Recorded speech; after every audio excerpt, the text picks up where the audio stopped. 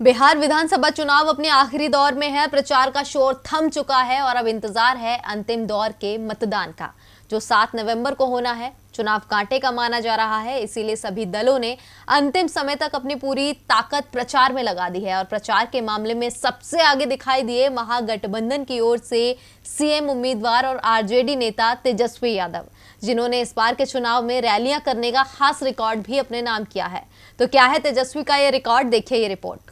बिहार विधानसभा चुनाव के अंतिम दौर के लिए 7 नवंबर को वोट डाले जाने हैं। जिन 78 सीटों पर अंतिम दौर में मतदान होना है, वहां आज शाम को प्रचार का शोर थम चुका है। प्रचार के बाद अब बारी मतदाताओं की है कि वो बूथ पर जाकर अपने मत की ताकत दिखाएं, लेकिन इससे पहले प्रचार अभियान के दौरान हर दल वोटरों को अपनी ओर आकर्षित करने में जुटा रहा। मुख्य मुकाबला एनडीए और महागठबंधन के बीच ही माना जा रहा है, इसलिए इन दलों की रैलियों में लोगों की भीड़ भी ज्यादा दिखाई दी।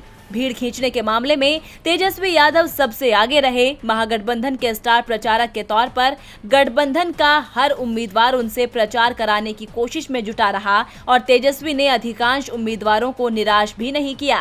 तेजस्वी ने आरजेडी उम्मीदवारों के लिए तो वोट मांगे ही, वो उन सीटों पर भी प्रचार करने पहुंचे जहां कांग्रेस और वामपंथी दलों के उम्मीदवार मैदान में थे।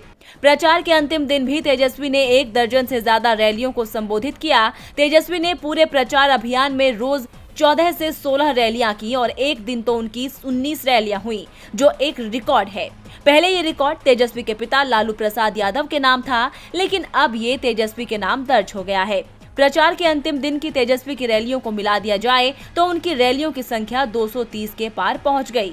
लगातार रैलियों के चलते तेजस्वी होने वाली थकान को लेकर जब उनसे पूछा गया तो तेजस्वी ने जवाब दिया कि जनसभाओं की भीड़ और लोगों में बदलाव की चाहत को देखकर थकान गायब हो जाती है।